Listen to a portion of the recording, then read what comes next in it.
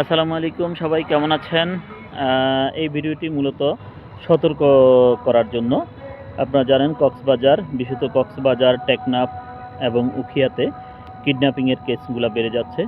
বিভিন্নভাবে এসে তারা শিশুদেরকে কিডন্যাপ করে নিয়ে যায় এবং মুক্তিপণ দাবি করে। সো আমার পরিচিতই একটা ফ্যামিলিতে আ আ এই একজন ভিক্ষুক আসে ভিক্ষা করার জন্য। তো তাকে ভিক্ষা দেওয়ার পরে সে পানি চায়।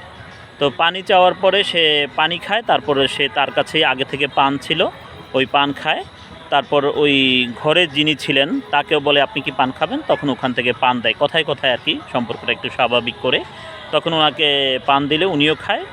খাওয়ার পরে ওই ঘরের যে বয়স্ক ছিলেন উনি হচ্ছে অজ্ঞান হয়ে যায়। তো অজ্ঞান হয়ে গেলে পরে হচ্ছে এই ওই শিশু একটি মেয়ে ছিল, মেয়েটিকে কিডন্যাপ করে নিয়ে যায় এবং টেকনাফের কোনো একটা পাহাড়ে তাকে নিয়ে আটকে রাখে এবং মুক্তিপণ দাবি করে। তো ওরা হচ্ছে ওদের এক আত্মীয় ছিল সেনাবাহিনীতে, তাদের মাধ্যমে অনেক কষ্টে প্রায় ৩-৪ দিন পরে ওই শিশুটিকে উদ্ধার করে আনে। তো এরকম কেস প্রায়ই শুনি, বাট এটা একদম আমার চেনা জানাই ছিল। ইভেন আমার ঘরেও গত ৩-৪ দিন আগে দুজন মহিলা এসেছিল বাসা ভাড়ার জন্য।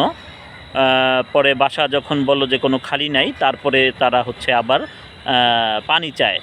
তখন পানি চায় এবং ভিতরে বসতে চায়। তখন হচ্ছে আমার ওয়াইফ ওইটা বুঝতে পেরে, যেহেতু পূর্বাপর ঘটনাগুলো আমাদের জানা আছে, সেজন্য সে দরজা বন্ধ করে দেয়। সো আমরা একটু সবাই সতর্ক থাকবো, যেহেতু ঘটনাগুলো প্রায়ই ঘটছে, জানি না কবে কোন বিপদে কে পড়ে যায়।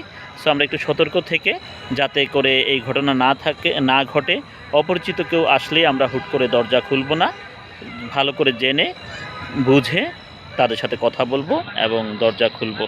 সবাই আমরা সাবধানে থাকি, বিপদ থেকে আমরা নিজেরা নিজেদেরকে